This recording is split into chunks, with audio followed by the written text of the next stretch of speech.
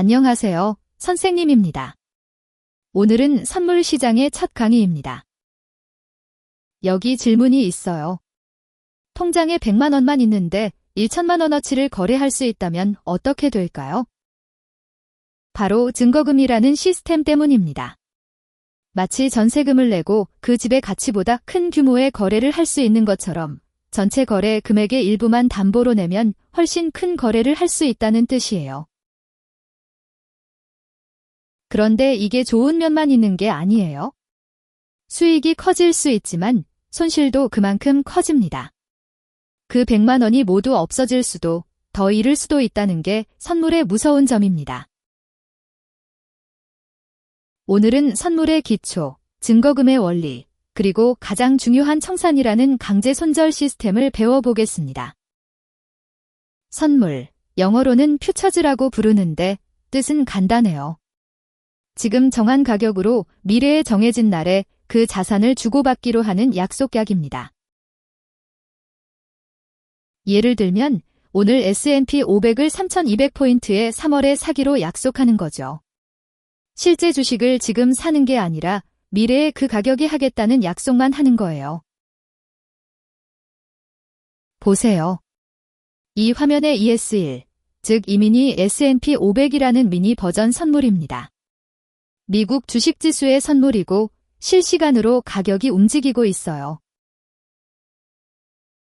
주식과의 첫 번째 차이는 이거예요. 주식은 사고 팔기만 가능하지만 선물은 먼저 팔고 나중에 사기도 가능합니다. 예를 들어 내일 가격이 떨어질 거라고 예상되면 지금 팔고 나중에 싸게 사서 차익을 노릴 수 있다는 뜻이에요. 내려갈 때도 돈을 벌 수 있다는 매력이 있습니다. 이게 선물의 매력인 동시에 위험이기도 합니다. 선물 거래의 가장 중요한 특징이 바로 증거금이에요.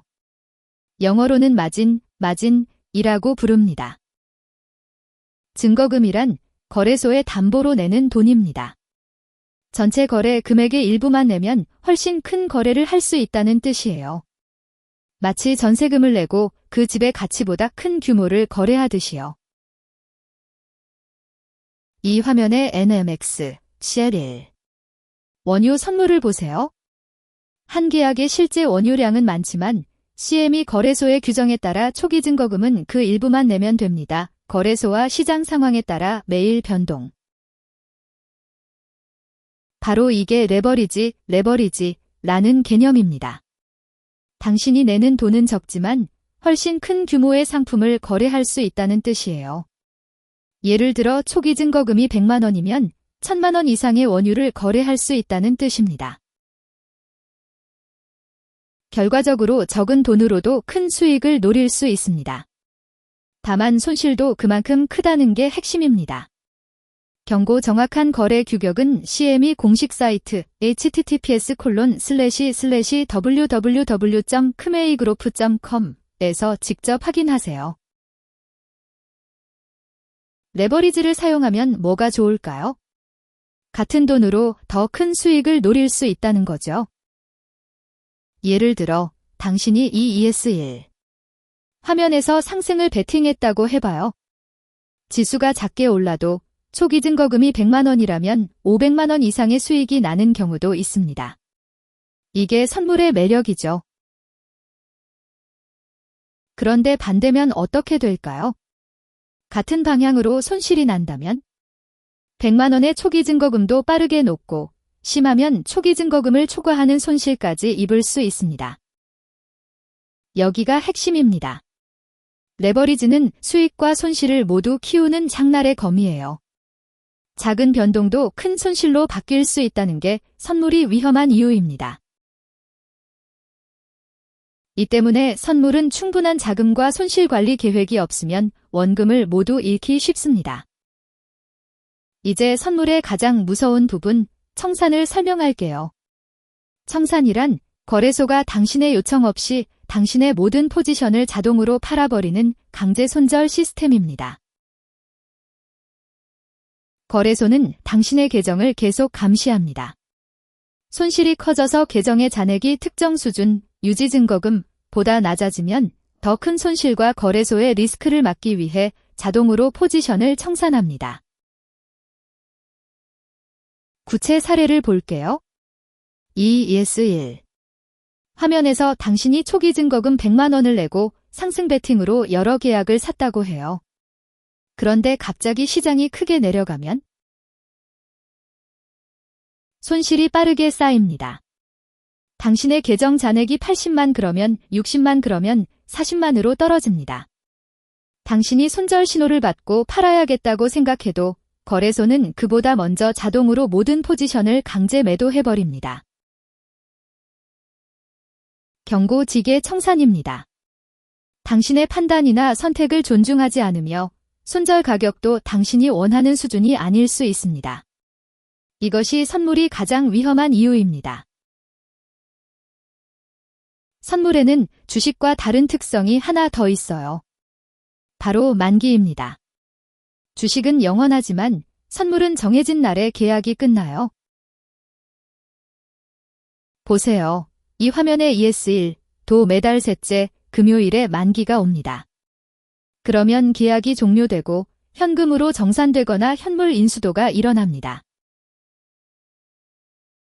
장기로 포지션을 유지하려면 어떻게 할까요?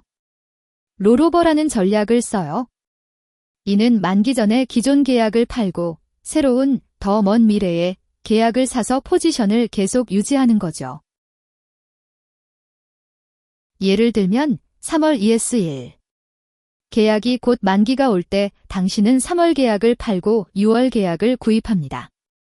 당신의 상승 하락 베팅은 계속 유지되는데 거래하는 계약의 만기만 연장되는 거예요. 경고 다만 주의할 점이 있어요. 3월 계약과 6월 계약의 가격은 다를 수 있습니다. 예를 들어 3월 계약이 3,200포인트라면 6월 계약은 3,210포인트일 수도 있어요. 롤오버 할 때 이 가격 차이 때문에 추가 손실이나 수익이 생길 수 있습니다. 오늘 배운 것을 정리해 볼게요. 선물은 미래 계약이고 증거금으로 큰 규모를 거래할 수 있어요. 하지만 손실도 그만큼 커집니다. 가장 무서운 건 청산입니다.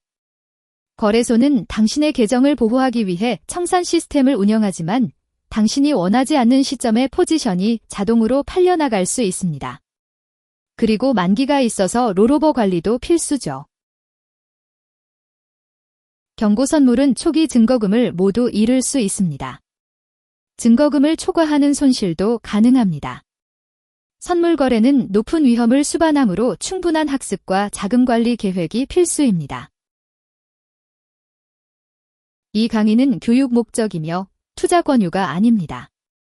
특정 수익을 보장하지 않으며 100% 손실도 가능합니다. 모든 거래의 책임은 본인에게 있습니다. 다음 강의에서는 선물의 구체적 전략과 종류별 특성을 배워보겠습니다. 도움이 되셨다면 구독과 좋아요 부탁드립니다.